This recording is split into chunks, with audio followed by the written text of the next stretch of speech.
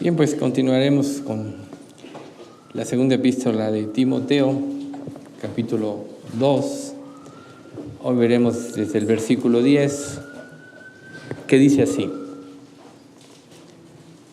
Por tanto, todo lo soporto por amor de los escogidos, para que ellos también obtengan la salvación que es en Cristo Jesús, con gloria eterna. Entonces, desde el día que Dios se reveló a Pablo en el camino a Damasco, él realmente cambió su postura y su vida. Anteriormente, Pablo vivió en un celo equivocado y esto lo llevó a perseguir a la iglesia, a dar su voto para que muchos fieles pudieran ser torturados y en muchas ocasiones los obligaron a blasfemar el nombre de Dios. Pero desde el momento en que Dios se manifiesta en su vida y le muestra la verdad, lo primero que él hace es quedarse 3 días meditando. Se le produjo ceguera por esa luz, hasta que llega Ananías y dice el Señor Jesús, que se te apareció en el camino, te dice: recibe la vista.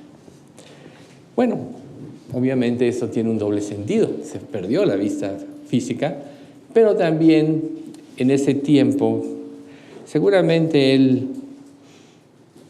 enfocó todas sus verdades con la ayuda del Espíritu Santo a afirmar quién era el Mesías, y desde entonces él decide dar su vida por el Señor. De hecho, pues fue prácticamente el apóstol que más trabajó. Así que con la misma intensidad con la que él persiguió a la iglesia, todavía con una mayor intensidad, él decide consagrar su vida a Dios. Y como consecuencia lógica, pues esto trae a su vida persecuciones, desacreditamiento, encarcelamiento. Pero algo tenía él muy claro. Por eso dice: todo lo soporto por amor a los escogidos.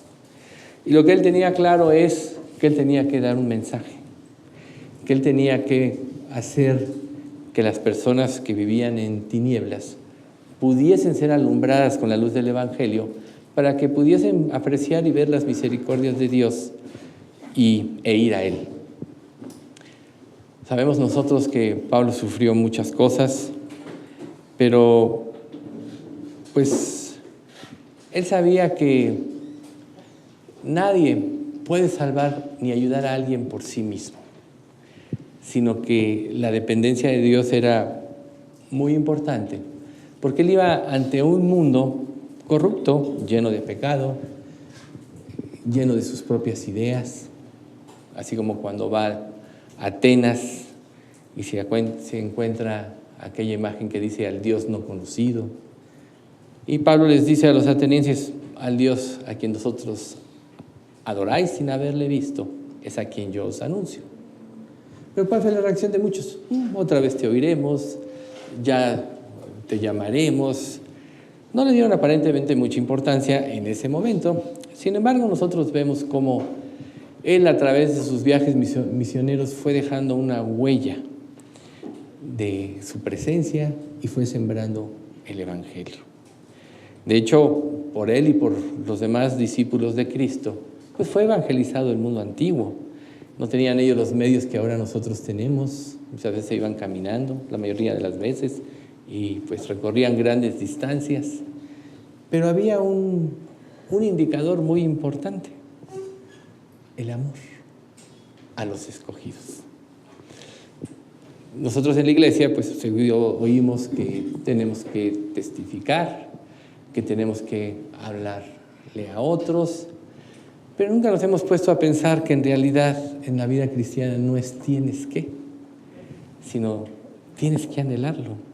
Cuando logras ver el punto de vista divino, cuando te llegas a identificar con Cristo, se convierte en una necesidad.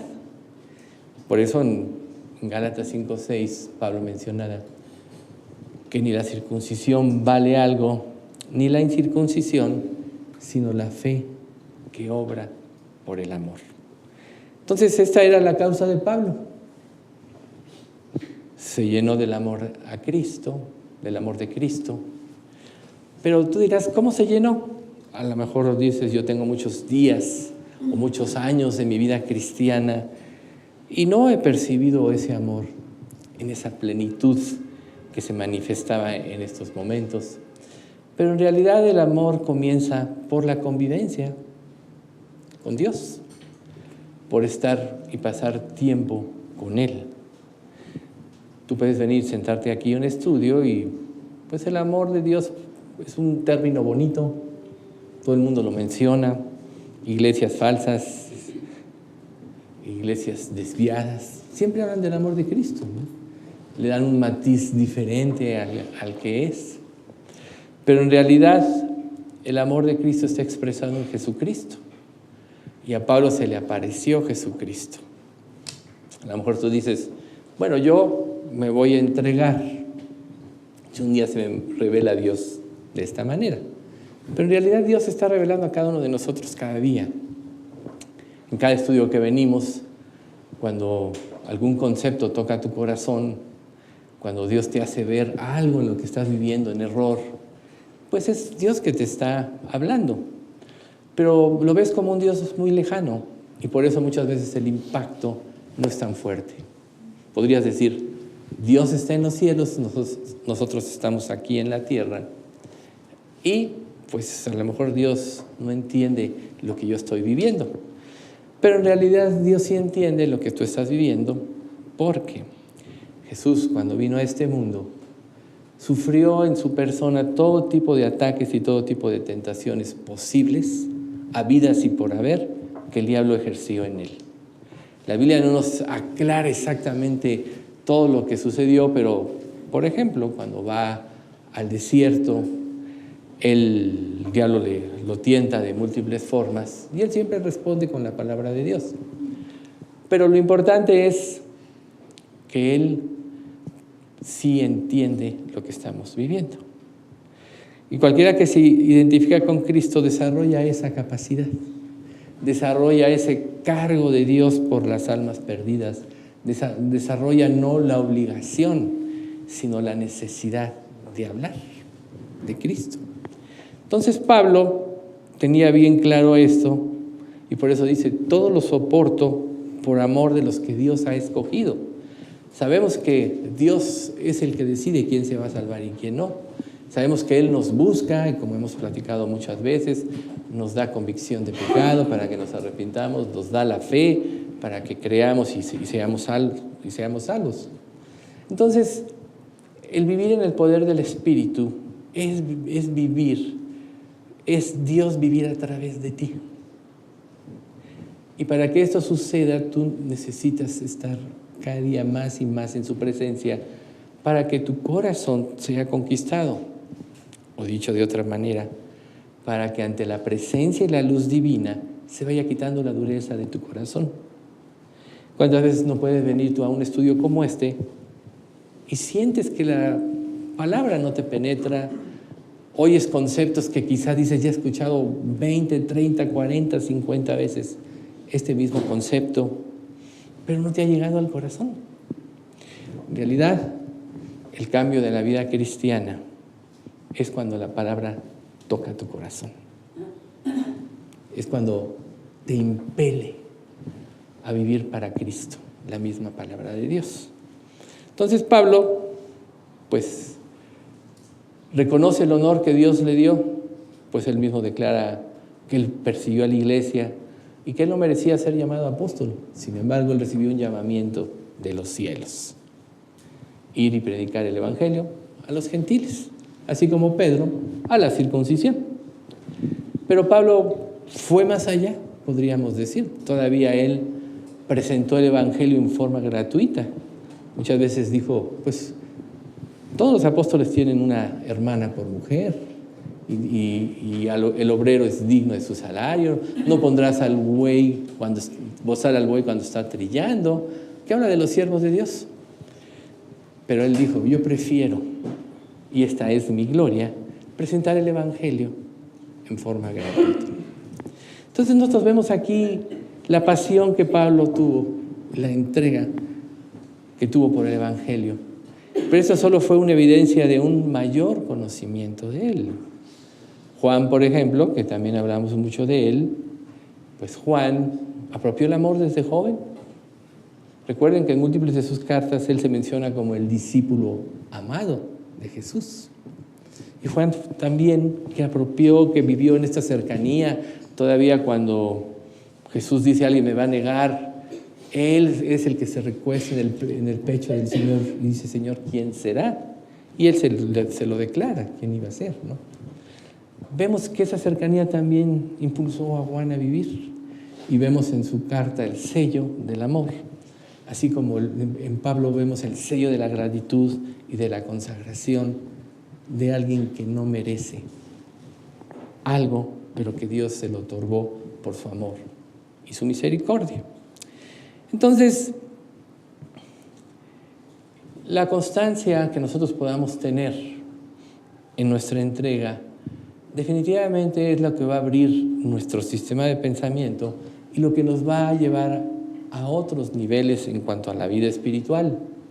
Pero antes tenemos que enfrentarnos a algo que es muy importante. ¿Hasta qué grado estás tú dispuesto a dar tu vida por Cristo?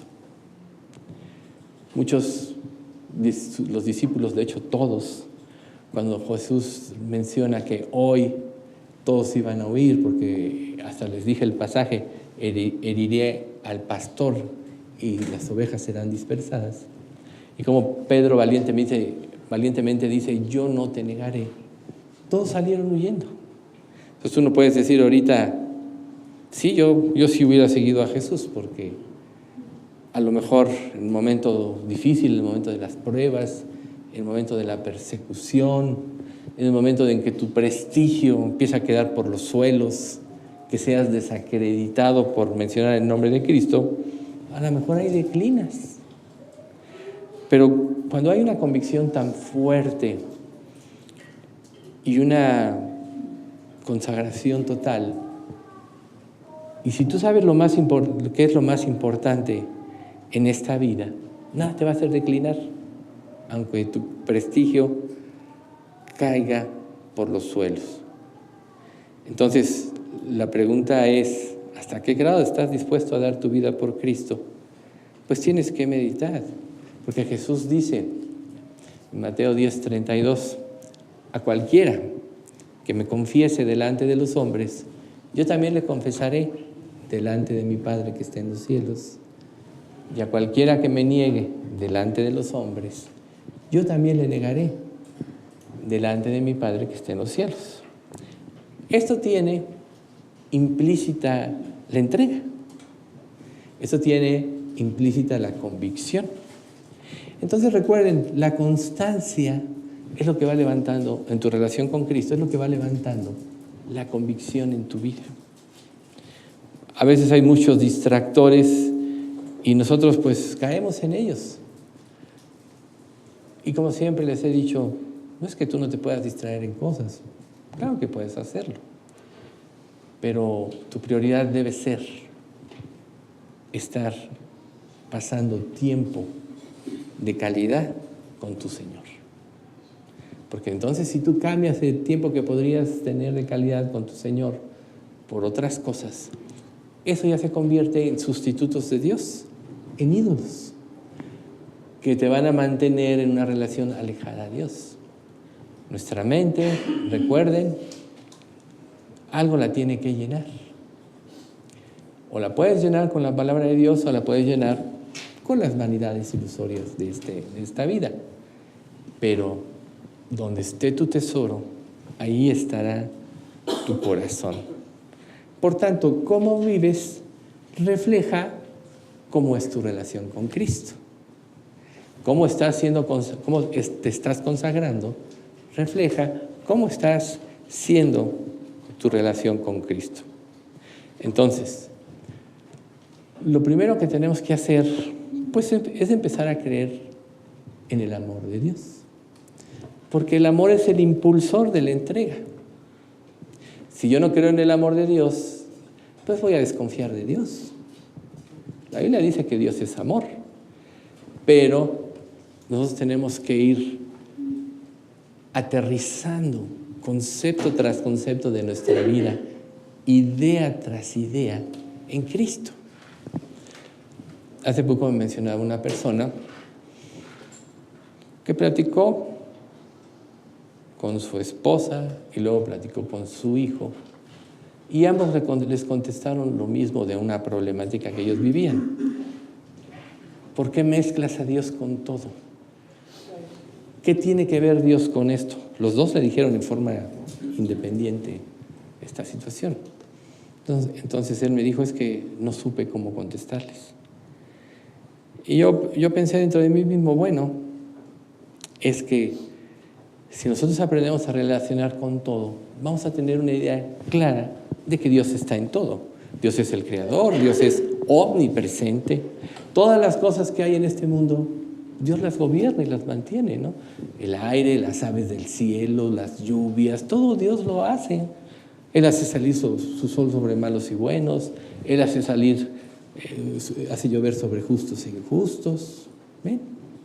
Claro que Dios está relacionado en todo. Cuando nosotros sacamos a Dios, digamos, de la ecuación de nuestra vida, entonces es donde nos vamos a extraviar. Es donde no le vamos a servir con la calidad con la cual Dios merece que le sirvamos. Ya no es que quiera o pida. Él lo pide, pero Él sabe por qué lo pide. Porque en Dios está nuestra vida. A través de Él está nuestra capacidad de comprender la palabra. A través de Él está la capacidad de creerla. Recuerden, si tú no crees la palabra, no tienes fe. Así que la fe es por el oír, y el oír por la palabra de Dios. Y si tú estás poniendo la debida atención en la palabra, no puedes dejar de ver el amor de Dios y su poder. Por tanto, una de las cosas que nos puede estar fallando, que nos puede hacer claudicar al momento de las pruebas, es precisamente la falta de confianza en este amor. Entonces, siempre nosotros, claro, está la capacidad de decidir. Recuerden, Dios no nos ha quitado el libre albedrío. Tú todavía decides si lees, si no lees, si dedicas un tiempo a Dios o no, o a otras cosas. Esa es tu decisión. Pero de lo que tú decidas es precisamente el efecto o la influencia que vas a tener en tu vida. Por eso la Escritura dice, cada uno dará cuenta a Dios de sí. Por eso aún hay un juicio de las obras de los creyentes, que no es un juicio de condenación, sino es un juicio donde se va a determinar qué hiciste en tu vida cristiana por amor a Cristo y qué hiciste con motivaciones equivocadas aún en el servicio de Cristo. Y todo lo que no haya sido producido y hecho por Dios o por amor a Cristo, se va a quemar como la hojarasca. En 1 Corintios 3, 13 al 15 lo dice. La obra de cada uno será revelada, y la obra de cada uno, cual sea, el fuego la probará. El fuego es la fe, representa la fe. Si permaneciere la obra de alguno que sobreedificó, recibirá recompensa. Edificar sobre el fundamento, que es la palabra de Dios. Si la obra de alguno se quemare, recibirá pérdida. Si bien él mismo será salvo, aunque así como por fuego, así como de panzazo, ¿no? Como decimos, pero bueno, la salvación una vez que se da es para siempre. Pero vean ustedes cómo si va a haber Dios iba a juzgar esto. Entonces nosotros podemos estar llevando una falsa vida cristiana, pero cuando vengan precisamente pruebas, persecuciones, pues vamos a claudicar, porque va a haber otros amores que se van a presentar en nuestra vida. En el Sermón del Monte Jesús decía, ninguno puede servir a dos señores, porque o amará al uno y aborrecerá al otro, o estimará al uno y menospreciará al otro. No puede servir a Dios y a las riquezas. Por tanto, todo lo que tú hagas de servicio, reitero, con motivos equivocados, de nada te vale. Estás malgastando tu tiempo. Dios prefiere que te definas, pero no lo vamos a hacer si no te lleva esa fe a vivir en una cercanía más íntima con tu Señor. Tú necesitas tiempo con Dios para ir enamorándote de Él más y más. ¿Y qué pasa cuando, por ejemplo, en el mundo hay un verdadero amor? En el momento que el amor está en esa intensidad, toda tu vida la relacionas con la pareja que amas. Así es el verdadero amor. Si tú dices, no, yo voy a casar, pero yo voy a tener mi tiempo, tú por allá, yo por acá, eso no es amor, eso es trato, eso es conveniencia. Pero con Dios debe ser perfecto. Recuerden que Jesús va a desposar a la iglesia como una novia, como una virgen ataviada. Y la iglesia se está preparando para que cuando llegue ese día esté lista. ¿Y en qué consiste o qué condición es la que tiene que tener la iglesia en ese día? Santidad. Amor por su Señor. Un amor que lleve a la iglesia a darlo todo por Él. ¿Qué es lo que Pablo está expresando aquí? Imagínense una boda donde ninguno de los dos, o solo uno, dé todo por la otra persona y la otra persona no. Pues no podría ser un matrimonio correcto ese. ¿Por qué? Porque se va a basar en el egoísmo. Entonces ahora puedes preguntarte, ¿en qué está basada mi relación con Dios? ¿En el egoísmo o en el amor? Si es en el egoísmo, quiere decir que tú lo buscas para que te dé, para que te saque de problemas, para que te complazca, para que tus deseos te los cumpla, etc. Pero esa relación no va a prosperar, porque tú vas a Él y no estás dispuesta a darlo todo por Él. Quieres que Él lo dé todo por ti, como lo hizo en la cruz, pero tú no estás dispuesto a dar todo por Él. ¿Cómo puede funcionar esto así? Entonces, cuando Pablo dice, todo lo soporto por amor a los escogidos, está claramente dejando en forma así contundente que el amor es lo que guía su servicio. Que no importa que se desgaste, que lo azoten, que naufrague como sucedió, que lo desacrediten, que lo persigan, que lo encarcelen. Era más grande el amor por los escogidos. ¿Por qué? Porque amaba a su Señor. Y si amaba a su Señor, amaba lo que su Señor amaba. Ese cargo por las almas fue lo que Dios llevó a Dios a dar a su Hijo por nosotros. ¿Quién puede amar más que Dios? Entonces, en este pasaje de Juan 3:16, el más famoso de la Biblia, diría yo, porque de tal manera amó Dios al mundo que dio a su Hijo unigénito. Por tanto, todo aquel que se identifica con Dios debe darse a sí mismo primero a Dios y luego a los demás. ¿Por qué? Porque Dios los amó. Por eso dice Pablo, por amor a los escogidos. Entonces tú vas a decidir si confiesas o no el nombre de Cristo. Entonces, si Dios no es tu tesoro, entonces cambiarás a Dios por cualquier otra cosa. Por emociones, por vanidades ilusorias, por cualquier otra cosa que no sea Dios. Pero si Dios es tu tesoro, ahí, así lo dice el pasaje, ahí estará tu corazón, con Él. Y que esté tu corazón con Él implica las cosas de Dios, lo que a Dios le interesa. Y si lo más valioso en este mundo es la salvación de las almas, entonces, por eso debes de vivir.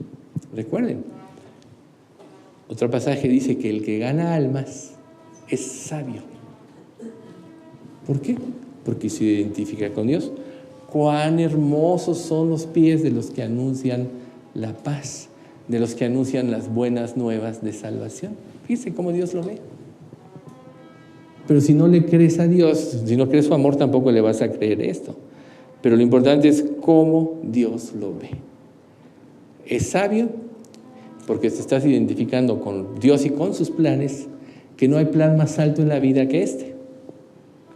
Y, además de todo, Él dice, la obra más grande que tú puedes hacer en este mundo es precisamente confesar o compartir el Evangelio.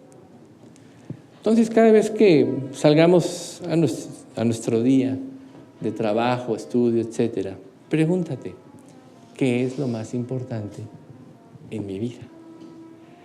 Y si recuerdas esto, que lo más importante es confesar el nombre de Dios, entonces le pedirás a Dios que seas un instrumento de Él, como Pablo lo hizo. Pablo le pidió a Dios ser un instrumento de Él. La Biblia no nos explica en forma clara qué sucedió en el momento en el que Él estuvo esos 3 días, en ese tiempo de 3 días, que estuvo orando. Nada más dice, estuvo orando, está orando al Señor. He aquí, le dice Dios a Ananías, mira, he aquí, llega a este lugar donde está un Pablo, y dice, oye, Ananías, pero ese hombre es perseguidor de la iglesia, ve tú porque instrumento así escogido es este, ¿no? Pero Pablo estaba orando, y dice, está orando. Le estaba pidiendo, ya que había tenido un error, que ahora le permitiera, ya que Dios lo había sacado del error, servirle con todo el corazón. ¿Tú has cometido errores en la vida? Claro que sí. Pero ¿qué tanto ves la problemática de tus errores? Como que tanto te consagras. Pablo persiguió a la iglesia, dio su voto para que muriera el justo Esteban, por ejemplo.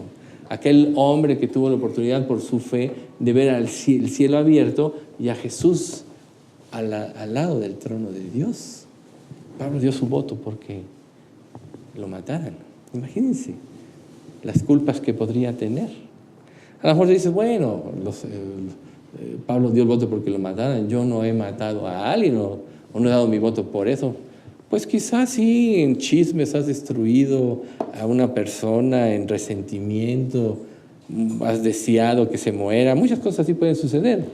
No eres diferente a Pablo, pero la diferencia sí puede estar en que Pablo reaccionó correctamente ante Dios, con esa misma intensidad con que vivió en contra de Dios, con una mayor intensidad vivió para Cristo. Entonces, ¿qué tanto estás viendo tu pecado?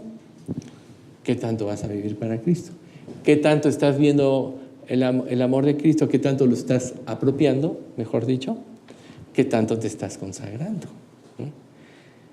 Entonces, en Mateo 5:11 dice, bienaventurados sois cuando por mi causa os vituperen y os persigan y digan toda clase de mal contra vosotros, mintiendo. Gozaos y alegraos, porque vuestro galardón es grande en los cielos, porque así persiguieron a los profetas que fueron antes de vosotros. Cuando seas perseguido, gózate y alégrate, porque quiere decir que estás cumpliendo la medida de Dios.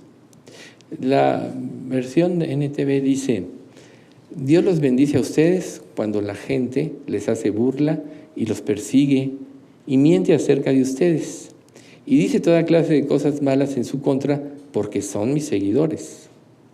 Alégrense, estén contentos, porque les espera una gran recompensa en el cielo. Y recuerden que a los antiguos profetas los persiguieron de la misma manera. Entonces, ahí está. Alégrate si estás viviendo de esta manera, pero si no, entristécete, ¿no? Porque Dios quiere que vivas de esta manera. En el libro de Deuteronomio, en el versículo 33:3, ahora sí que puro 3, miren lo que dice. Aún amó a su pueblo.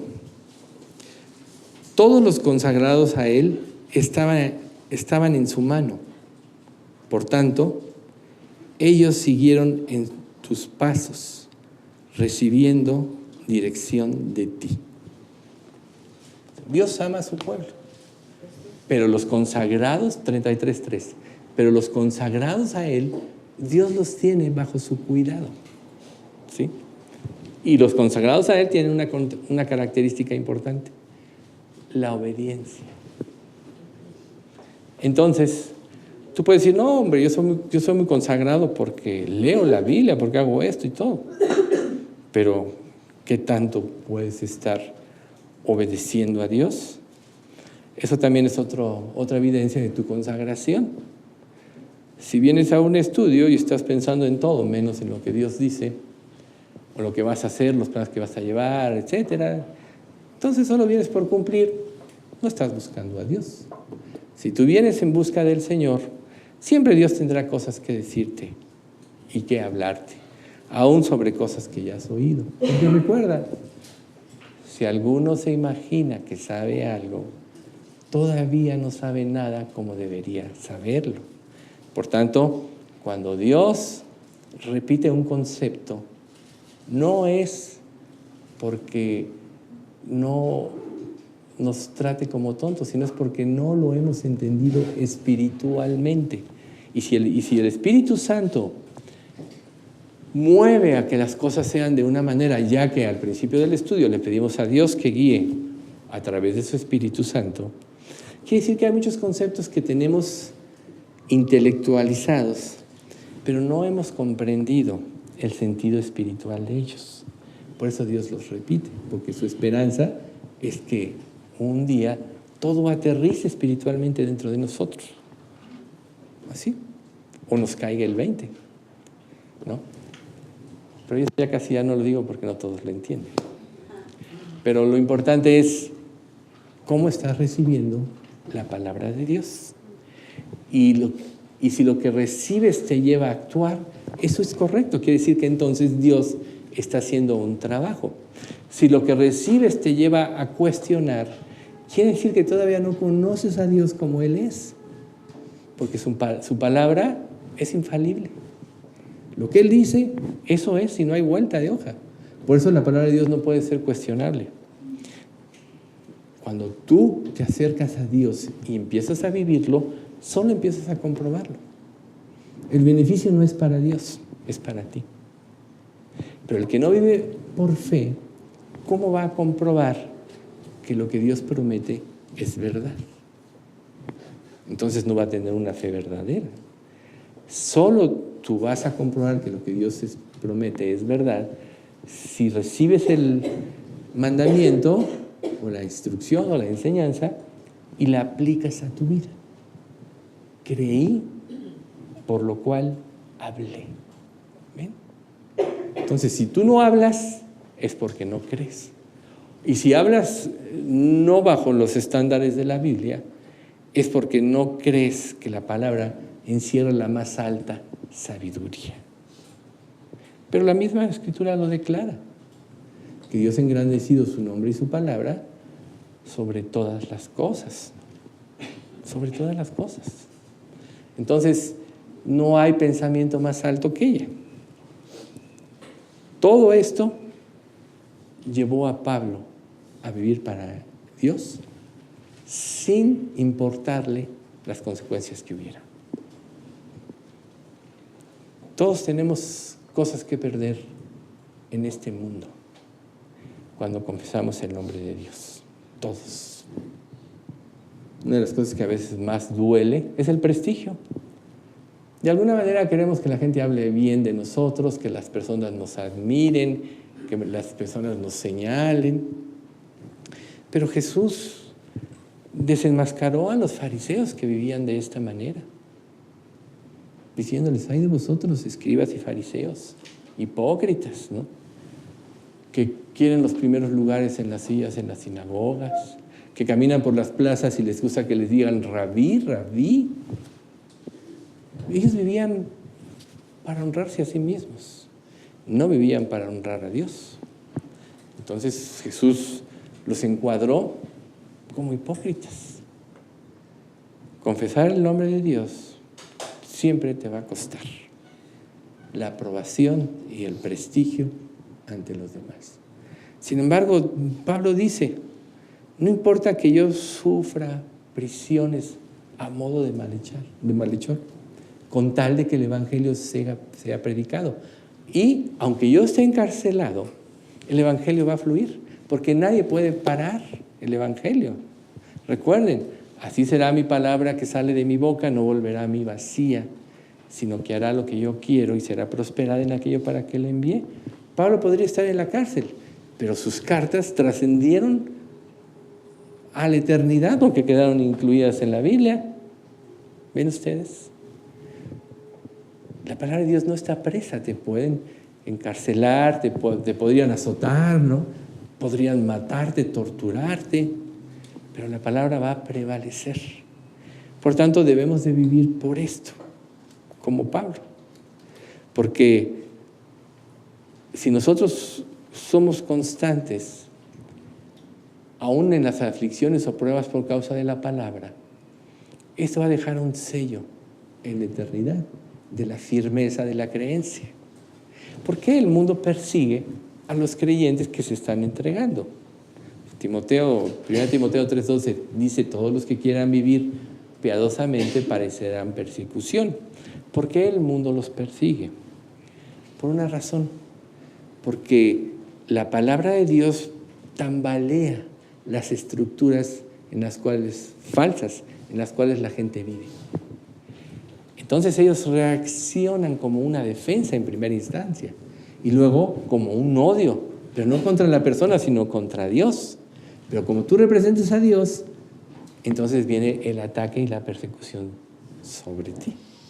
Por eso volvemos al de Mateo: bienaventurados cuando por mi causa os vituperen y os persigan y digan toda clase de mal contra vosotros, mintiendo.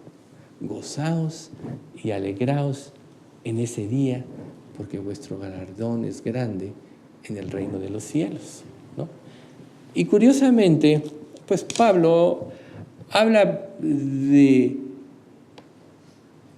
que van a obtener la salvación que es en Cristo Jesús con gloria eterna. Hay algo glorioso que va más allá de recompensas, que es servir a Dios de esta manera. Recuerden, todo lo que este mundo ve como gloria, dice la misma palabra, ninguna gloria es más grande que la más eminente gloria. Si has de ser reconocido, que sea por Dios. Y si eres reconocido por Dios, tendrás la mayor gloria. Por ejemplo, en 1 Pedro 5, 6, 7 dice: humillaos bajo la poderosa mano de Dios, para que, echando toda vuestra ansiedad sobre Él los exalte cuando fuere tiempo. Exacto. Humillaos bajo la palabra. Sí, esa es. Para que los exalte cuando fuere tiempo, echando toda vuestra ansiedad. Aquí el punto era ese, que Él te exalte cuando fuere tiempo. Esa es la gloria que Dios va a dar. Porque esa exaltación tiene implícito el reconocimiento de que serviste a Dios por amor a Él. Eso es lo que vale. Pablo lo vio y dice: bueno, por eso yo lo soporto todo por amor al escogido, porque sé que mi galardón está en los cielos. Porque sé que yo no voy a perder esa recompensa. No os hagáis tesoros en la tierra, donde la polilla y el orín corrompen y donde ladrones minan y hurtan. Los tesoros de este mundo, todo se va a perder. Sino haceos tesoros en los cielos, donde nadie te lo puede arrebatar, ni la polilla ni el orín, y donde nadie te lo puede robar, donde ladrones no minan ni hurtan. Entonces, el que le cree a Dios hace tesoro en el cielo, que es perpetuo. El que no le cree y vive por las cosas de este mundo, se está cometiendo un fraude. ¿Por qué? Asimismo. ¿Por qué? Porque vas a desperdiciar tu tiempo y tu energía en las cosas de esta vida. En lugar de, como Pablo, usar tu tiempo y tu energía en el servicio a Dios. Ahora tú podrías decir: bueno, ¿cómo puedo yo servir a Dios? Hay unos que hacen esto, otros hacen lo otro. Dios te va a mostrar cómo le puedes servir. Si en tu corazón tú dispones servir a Dios, Dios te va a mostrar cómo le puedes servir.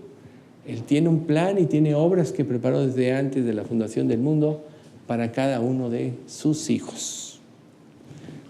Pero para que puedan revelarse estas obras, el hijo tiene que tener ese corazón dispuesto. Si no, va a chocar con esto tus propios planes, tus propios intereses. Y entonces vas a cerrar tus oídos y no vas a escuchar lo que Dios quiera decirte, porque tienes otros amores. ¿Ven ustedes? Por eso es tan importante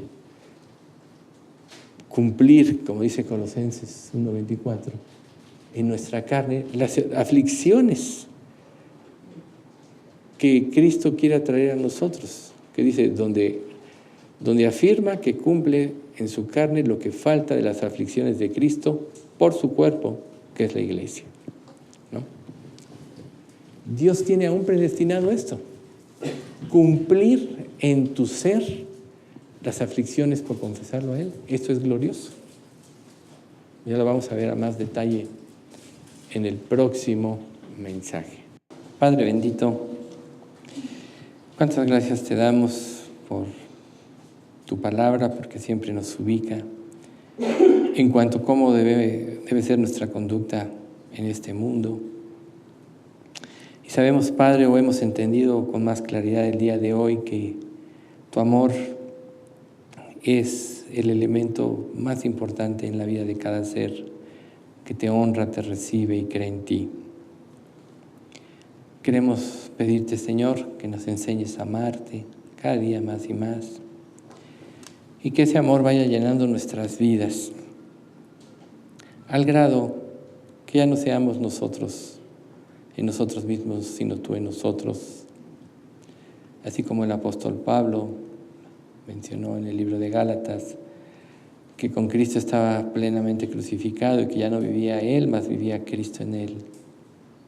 Y que lo que ahora vivía en la carne, lo vivía por fe en el Hijo de Dios, el cual le amó y se entregó a sí mismo por él. Así también hazlo en nosotros, Señor. Llévanos a dar nuestra vida por este amor, pero llévanos a experimentarlo en cada momento de nuestras vidas, y que pueda haber una plena confianza en tu guía, en tus mandamientos, y que haya en nosotros también el anhelo profundo de obedecerte. Danos, Señor, como un don, ese carácter para obedecer tu palabra y seguir sus principios aún hasta la muerte. Señor, te queremos rogar por esta doctora que menciona Oliva. Pues, Padre, tú no dejes de hacer un trabajo en su vida en este tiempo tan difícil, donde pues el bebito está afectado. Señor, tú haz que clame a ti y que pueda realmente creer en ti, que pueda a la vez ver su pecado y que tú la puedas salvar y salvar al bebito también.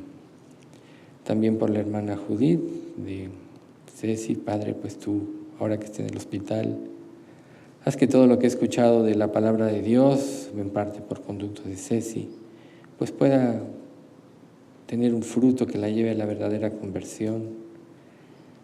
Sí te pedimos, Padre, que la saques adelante, que la puedas sanar, librar de esta enfermedad, pero lo más importante, Señor, es eso, que ella pueda conocerte a través de esta prueba. Padre, pues te damos gracias por todo esto, que te lo pedimos en nombre de nuestro Señor Jesucristo. Amén. Pues hoy vamos a concluir la tercera parte. Con la tercera parte vamos a concluir el Salmo. Y recapitulando un poquito las dos terceras partes que hemos visto hasta ahora. Hay algo muy impresionante, como lo habíamos comentado anteriormente. En todo este Salmo, David alaba a Dios en una situación difícil, en una situación de persecución. Ya habíamos hablado lo doloroso que pudo, la semana pasada, lo doloroso que pudo haber sido para él. Especialmente esta persecución, más que la persecución de Saúl, porque se contaba era su propio hijo, y era su propio hijo el que lo quería matar.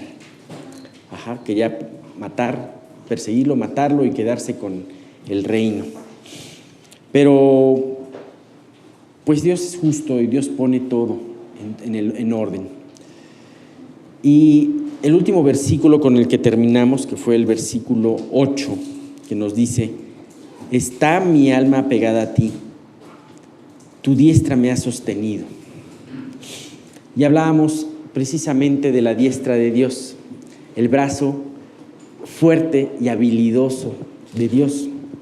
Con ese brazo nos protege. Habíamos visto cómo Ezequías, muchos años después, habla de un pueblo mucho más poderoso que iba a venir contra ellos, el pueblo de Asiria, y que decía: ellos tienen su confianza en el brazo de carne, ellos tienen su confianza en sus propias estrategias, en su propia fuerza, pero nosotros confiamos en el poder de nuestro Señor.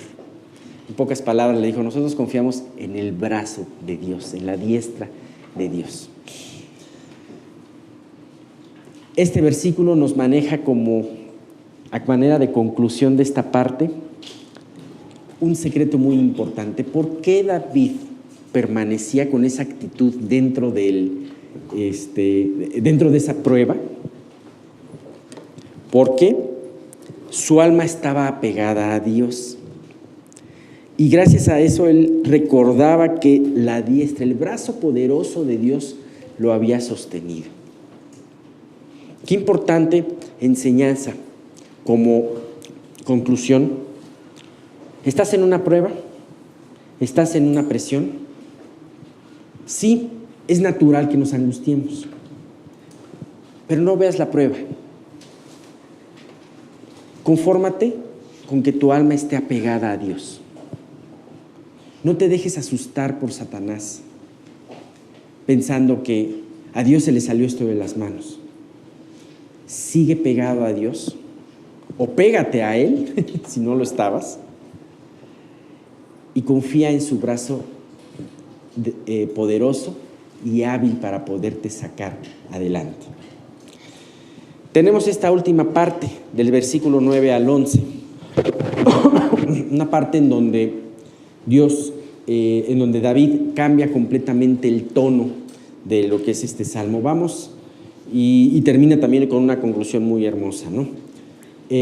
Carlos, ¿quieres leer del 9 al 11, por favor? Sí, pero los que para destrucción buscaron mi alma caerán en los sitios bajos de la tierra. Los destruirán a filo de espada, serán porción de los chacales. Pero el rey se alegrará en Dios, será alabado cualquiera que jura por él, porque la boca de los que hablan mentira está cerrada. ¿Se cerrará? Dice, la boca será cerrada. Será cerrada. Será cerrada. No es que haya estado siempre cerrada, sino que va a ser cerrada. Bueno, aquí efectivamente nos habla de las consecuencias de aquellos que buscaron su alma. Dice, pero los que para destrucción buscaron mi alma, los enemigos de David buscaban destruirlo. Su hijo no estaba contento con que David lo había perdonado. Él tenía un cierto rencor, pero también combinado con avaricia. Es muy difícil hablar de un pecado solo. Los pecados generalmente vienen como dos perros cazadores, siempre vienen en compañía y a veces vienen hasta en jauría. Y muchas veces es difícil decir, lo que pasa es que el problema es el problema es que no se llevó bien con su papá. Sí, efectivamente no se llevaba bien con su papá, pero había una especie de amargura combinada con una especie de orgullo, combinado con ambición. El muchacho era ambicioso. El muchacho se veía a sí mismo cabalgando sobre un mulo con su hermoso cabello ondeando, ¿no? Ajá, y así se veía él en la batalla, ¿no? La decíamos la otra vez, imagínate, es como ir al frente de batalla en un Ferrari, ¿no? O sea, no iba él preparado, no era un muchacho de guerra, no sabía lo que había vivido su papá. Ajá, para él se le hacía muy fácil a lo mejor dar órdenes y soñaba con eso, ¿no? Y que lo alabaran a todo mundo. Pero finalmente este muchacho quería destruir a su padre. Decía, pero los que para destrucción buscaron mi alma caerán en los sitios bajos en la tierra. ciertamente aquellos que buscan destruir todo lo referente a Dios, ya sea a mismo Dios, ya sea su ley o su propio pueblo, todo lo que les representa a Dios, finalmente caerán en un foso profundo. Finalmente será el final. Pero aquí hay algo muy interesante, porque David habla de una manera profética, especialmente de lo que iba a suceder, cuál iba a ser el desenlace de esa persecución. Si nosotros nos acercamos un poco a ver, a ver la parte, vamos a verla un momento después, la parte en donde nos habla cómo fue esa batalla final que libró el ejército rebelde de Absalón contra el ejército leal al rey. Muchas veces Dios permite que sus hijos sean oprimidos. A veces nos podemos realmente indignar por lo que hacen en otras naciones a los hijos de Dios. ¿Por qué Dios ha permitido que muchos hijos suyos vengan a pobreza? Les sea quitado su trabajo, les sea quitado su familia y aún hasta les sea quitado su vida, su libertad. Ciertamente Dios tiene unas recompensas eternas para todos aquellos. Sin embargo, ¿ustedes creen que va a quedarse la justicia de Dios conforme no haciéndole nada al enemigo? Claro que no. Definitivamente algún día vendrá esa justicia divina y hay de aquellos los cuales hayan perseguido al pueblo de Dios. Verdaderamente hemos visto, por ejemplo, a través de la historia varios ejemplos temporales, digamos, de lo que le ha pasado a gente que ha perseguido a la iglesia. Y cómo finalmente la iglesia y la palabra de Dios ha salido adelante en todo ese tiempo de persecuciones, y cómo esta gente, al contrario, murió de una manera terrible, o murió en el olvido, o simple y sencillamente, aunque haya muerto apaciblemente, el día de hoy está en los lugares más profundos de la tierra. Y eso es terrible. Verdaderamente, ese final es algo que nosotros más bien deberíamos de tener conmiseración de aquellos que han destruido el pueblo de Dios, en vez de guardar amargura, ¿no? Los enemigos de David no solamente querían hacerlo a un lado, que se vaya a otro lado, no, sino lo buscaban para destruirlo. ¿Y sabes qué? Esa es la misma estrategia que tiene nuestro enemigo con nosotros, con la iglesia. Nuestro enemigo nos da ataques, y esos ataques en un principio pueden venir de menos a más. Y a veces pueden ser muy sutiles, pero después nos encontramos en medio de ellos y no son tan sutiles. A mí me llama mucho la atención y me alarma. Una vez en un documental vi que los hijos de creyentes, aproximadamente un 90% terminan abandonando la fe de sus padres. Qué terrible, ¿no? Pero ¿sabes qué? Eso no me habla de otra cosa más que los ataques están dirigidos hacia ese lugar que es la iglesia. A destruir la generación de la iglesia. Me llama mucho la atención Job 2, 4-5. Nos dice: respondiendo Satanás dijo a Jehová: piel por piel, todo lo que el hombre tiene dará por su vida.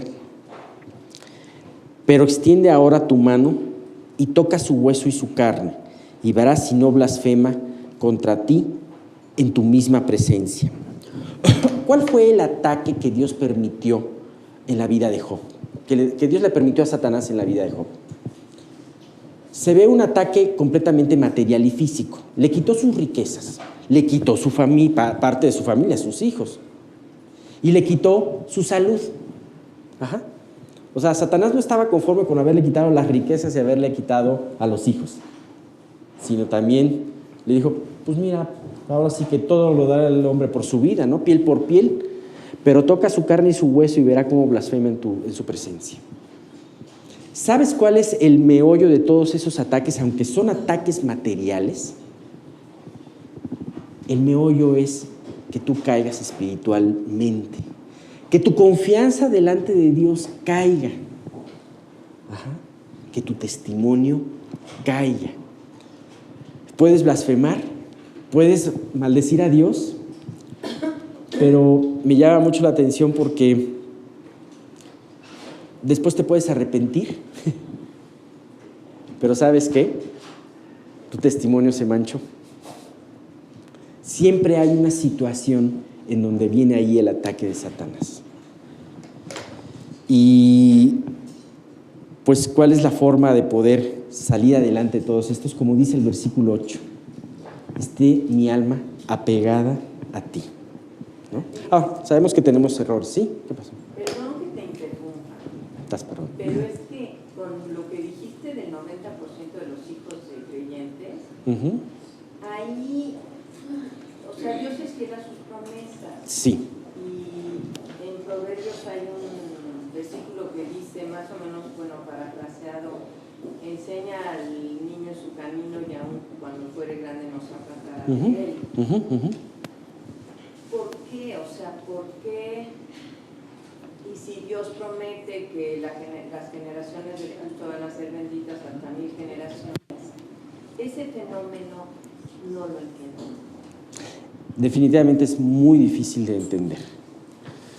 Es muy difícil de entender en el sentido de que finalmente tú puedes ver muchas veces fallas en los padres, alguna situación que haya fallado, o tú puedes saber a veces que no hay fallas en los padres.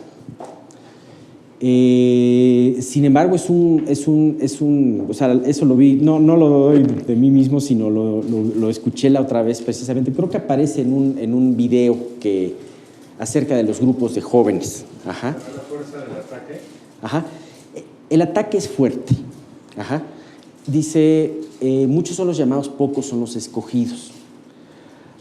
Ahora, el hecho de que tú seas fiel al Señor no va a ser necesariamente una garantía de que tus hijos sean fieles al Señor. Pero lo que sí es que ahora sí se abre una expectativa. Sí, definitivamente, si tú eres fiel al Señor, tú les estás dando un camino pavimentado a tus hijos y en cierta manera tú le estás mostrando, o sea, estás mostrándole cuál es el Dios verdadero, en vez de en una familia en donde se adoran ídolos, que está lleno de confusión, ¿no? Pero pues sí, es una realidad. Ahora, Dios no deja de cumplir sus promesas. Dios hace un trabajo en los hijos y seguramente en el final de los tiempos nosotros vamos a ver la fidelidad. Ahora, no todo está escrito. El hecho de que un muchacho a los 20 años deje de seguir al Señor no quiere decir que no lo vuelva a seguir a los 40, cuando Dios haya trabajado en su vida. Pero quizás esto es algo tan alarmante porque se estaba viendo entre muchachos de ciertas edades. Ahora, las estadísticas me imagino que el dato del 90% es estadística. Sí.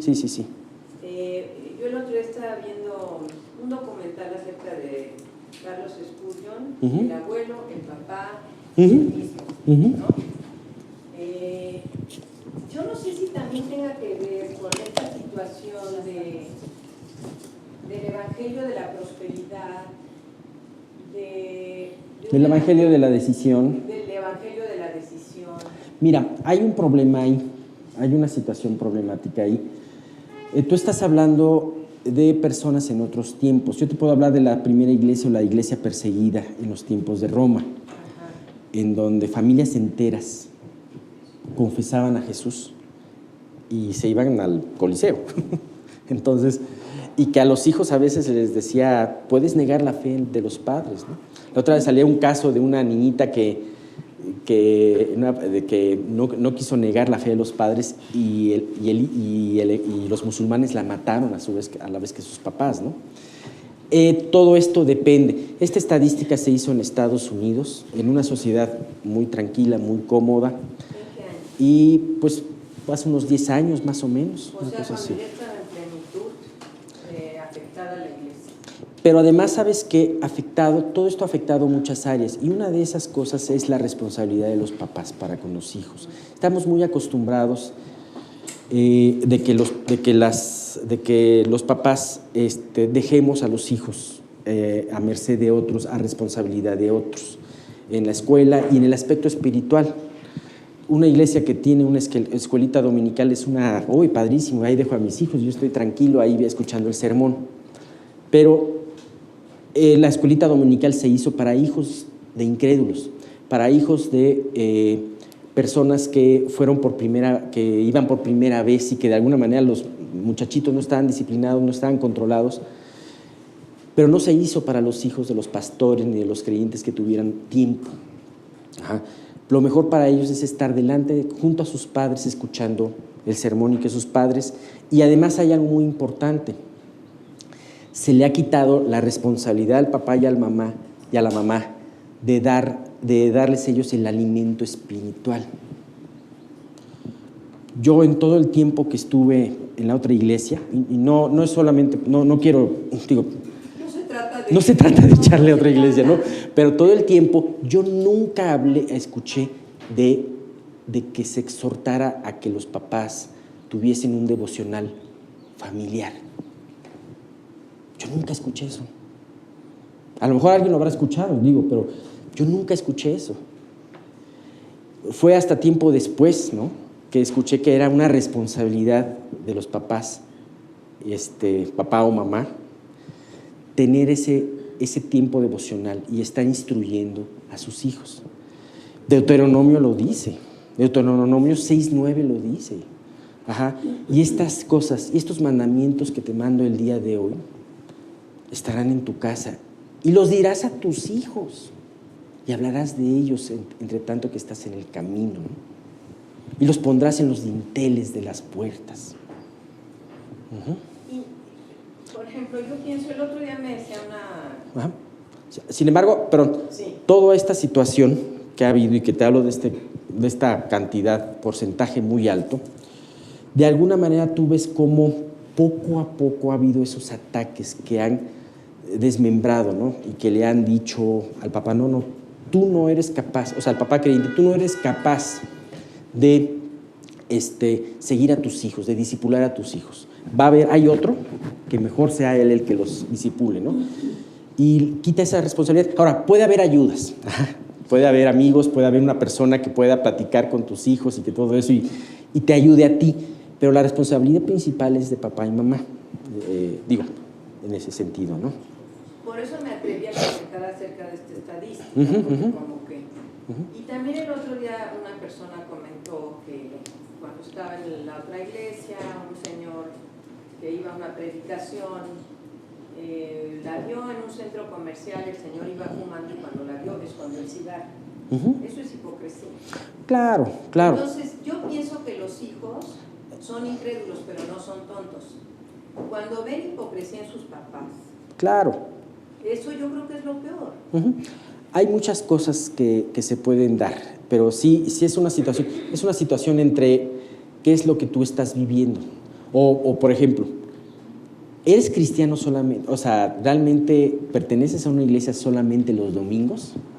Y no te das cuenta que eres parte del cuerpo de Dios todos los días de la semana. Me llama mucho la atención porque creyentes de hace mucho tiempo, de más o menos por 1600, el pastor de las congregaciones puritanas iba a casa, se casaba un matrimonio y de recién casados los acompañaba una noche a la semana para enseñarle al papá cómo llevar un tiempo devocional en familia.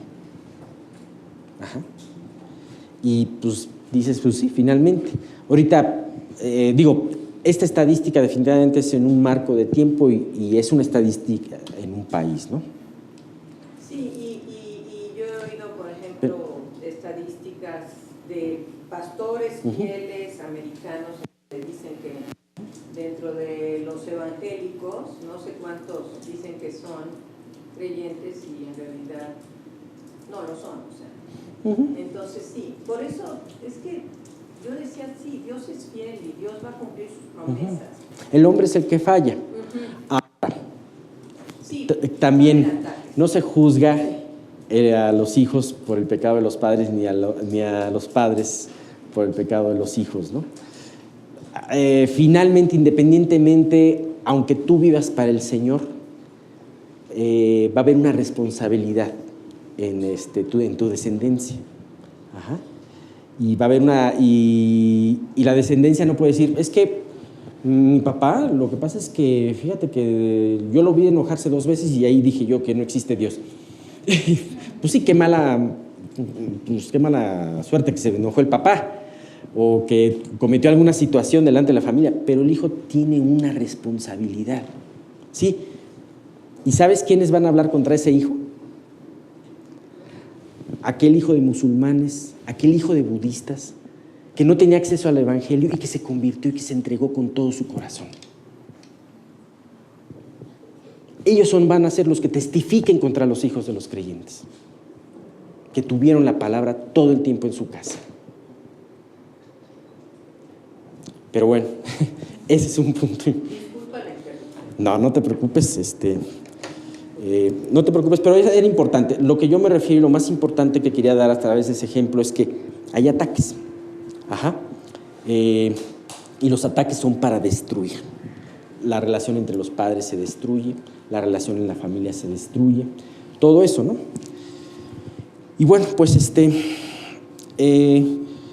pues vamos a retomar el versículo 9 y 10. Dice, pero los que para destrucción buscaron mi alma caerán en los sitios bajos de la tierra. Los destruirán a filo de espada, serán porción de los chacales. Aquí está describiendo también cuál fue ese final de Absalón. Ajá. Vamos a recordar un poquito qué es lo que dice Segunda de Samuel 18, del 6 al 8. Dice, salió pues el pueblo al campo contra Israel y se libró la batalla en el bosque de Efraín. Y ahí cayó el pueblo de Israel delante de los siervos de David, y se hizo ahí en aquel día una gran matanza de 20,000 hombres. Y la batalla se extendió por todo el país, y fueron más los que destruyó el bosque aquel día que los que destruyó la espada. En todo ese tiempo, bueno, aquí vemos cómo precisamente cuál fue el inicio de esa batalla final. Ajá. Salió el ejército de Absalón contra el ejército leal a David. ¿Y sabes qué? Hubo 20,000 bajas en el ejército de Absalón. Pero además, a mí me impresionó, y fueron más los muertos por el bosque que los muertos por la espada. El bosque ayudó a la victoria de David, y atrás del bosque está Dios, ¿no? O sea, ¿cuántos hombres de ellos no cayeron en pantanos, o fueron cogidos por bestias, o huyendo fueron estrellados a los árboles? Ajá. Sus cuerpos nadie los levantó, sino que fueron consumidos por chacales. Hay otra versión en donde se habla de zorras, ¿no? Pero como las zorras que roban los frutos, ¿no? Sí, finalmente ves ese final, ves cómo encaja de una manera muy exacta de cuál es el fin. Dice, caerán en los sitios más bajos, los destruirán a filo de espada. Sí, murieron muchos a filos de espada, pero también muchos fueron porciones de los chacales y fueron devorados por ese bosque. El mismo Absalón, en 2 Samuel 18:9, dice, y se encontró Absalón con los siervos de David, e iba Absalón sobre un mulo, y el mulo entró por debajo de las ramas espesas de una gran encina. Y se le enredó la cabeza en la encina, y Absalón quedó suspendido entre el cielo y la tierra, y el mulo en que iba pasó delante. Definitivamente, Absalón era un muchacho vanidoso, y su misma vanidad fue causa de su muerte, ¿no? Iba en el vehículo poco indicado, iba en un vehículo nada indicado para eso, e iba con un atuendo nadie indicado para eso, ¿no? Y tú puedes ver cómo Dios trabajó en él. Y dice, y al final, ¿cómo fue su muerte? Y respondió Joab en 2 Samuel 18, del versículo 14 al 17. Y respondió Joab, no malgastaré mi tiempo contigo. Y tomando 3 dardos en su mano, los clavó en el corazón de Absalón, quien estaba aún vivo en medio de la encina. Y 10 jóvenes escuderos de Joab rodearon e hirieron a Absalón y acabaron de matarle. Entonces Joab tocó la trompeta y el pueblo se volvió de seguir a Israel, porque Joab detuvo al pueblo. Tomando después a Absalón, le echaron en un gran hoyo en el bosque y levantaron sobre él un montón muy grande de piedras. Y todo Israel huyó, cada uno a su tienda. ¿Tú piensas que Absalón tenía razones para rebelarse a su papá? Tú podrás decir parte sí, parte no, ¿verdad? Porque sin duda alguna todo el relajo que tuvo David con todas sus numerosas familias y todo eso lo llevó a descuidar a su hijo. Y además la Biblia habla de un punto muy importante. David nunca lo entristeció, nunca le llamó la atención, nunca lo disciplinó. Así que lo hizo un muchacho muy egocéntrico, mimado, lo que se conoce como mimado, y muy egoísta. ¿Sí, Denise? También David nunca hizo nada cuando su hermano violó a su hermana. No, tampoco. Entonces, pues sí, ciertamente había culpa de David. Por eso David se duele tanto. Yo creo que también, además de ser por su propio hijo, yo creo que por eso David también dijo, es que parte de eso es mi pecado. Parte de este fin de Absalón es mi pecado. Y sí, es cierto. Sin embargo, Absalón tuvo que responder por él mismo. Porque si bien su padre lo había abandonado, pero tenía también muy cerca todas las enseñanzas y todo el conocimiento de un Dios vivo. ¿Sabes quién ¿Sabes quién podría testificar en contra de Absalón, por ejemplo, en el juicio? Ezequías, el rey Ezequías. O el rey Josías, que tuvieron padres sumamente impíos. Sin embargo, ellos tomaron en sus manos el corazón y dijeron, voy a seguir a Dios. Así que, por esa razón, llevó a Absalón su responsabilidad. ¿Sí, Memo? Yo creo que esto es un poco la respuesta a lo que preguntaba Pati hace poco, ¿no? El mal testimonio o las malas decisiones de los padres a veces hacen que también los hijos, aunado a ataques de Satanás, ¿no? Lo de la estadística se platicó bastante. Sí. Y una cosa que sí debí de haber comentado al decir esa estadística es que esa estadística se hizo en Estados Unidos y que se hizo en esta época, ¿no? Pero sí, efectivamente hay un ataque de Satanás en todo esto, ¿no? Y bien, pues termina nuestro salmo con una parte hermosa que dice, pero el rey se alegrará en Dios, será alabado cualquiera que jura por él, porque la boca de los que hablan mentira será cerrada. Aquí hay un punto muy importante. Dice, pero será alabado cualquiera que jura por él. Finalmente, ¿cuál es la conclusión de este salmo? Número 1, se alegrará el rey. Se alegrará en Dios. ¿Por qué? Porque Dios cumple sus promesas. Y finalmente, aunque este episodio fue una tristeza en la vida de David por su hijo, finalmente él terminó viendo la mano poderosa y la mano fiel de Dios. Dios sacándolo adelante en esta gran prueba, ¿no? Pero también no solamente lo sacó a él, sino también lo sacó a todo el pueblo que fue leal a él. Dice, será alabado cualquiera que jura por él. Esta palabra de jurar también hablaba en el significado como identificarse a él o ser leal a él.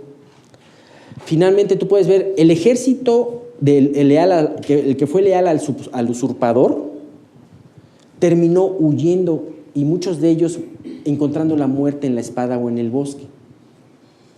Pero finalmente el ejército que siguió a David, aunque tuvo tiempos de confusión por la actitud de David, terminó regresando victorioso a Jerusalén. Ajá. Y bien, ¿qué nos habla de esto o en qué nos podemos identificar? Parte de estos hombres que fueron leales a David, empezaron huyendo, pero regresaron victoriosos. Y los que fueron leales al usurpador, empezaron victoriosos y terminaron huyendo. Nosotros, hoy en día, tenemos un ejemplo muy importante, la iglesia. La iglesia es importante que sea leal a Dios, a Jesús, al Hijo de David. Hoy, en medio de una época en donde los ataques, volvemos a los ataques, son fuertes, en donde las bocas mentirosas se han levantado y han distorsionado muchas verdades de la palabra. Ajá. En donde las bocas mentirosas nos han querido hacer creer muchas cosas falsas. Ajá. La teoría de género, acerca de la justificación de muchos otros pecados. Y, sin embargo, algún día, como dice aquí, esas bocas mentirosas se cerrarán y serán alabados aquellos que fueron leales a Jesús y a su palabra. Así que no desmayemos. No desmayemos ni nunca nos avergoncemos de ser leales a Él. Porque lo que en un momento determinado el día de hoy pueda parecer vergüenza, que no la es, en un futuro será alabanza. Así que todos aquellos que juraron por Él, todos aquellos que se identificaron por David, terminaron regresando victoriosos. Y de la misma manera, aquellos que se identifiquen con Cristo, finalmente serán glorificados. Y no es que alguien que siga a Cristo, busque su gloria. Al contrario, debe buscar la gloria de Cristo. Pero finalmente, Él nos promete esta recompensa. ¿Sí? Bueno, pues aquí termina nuestro salmo.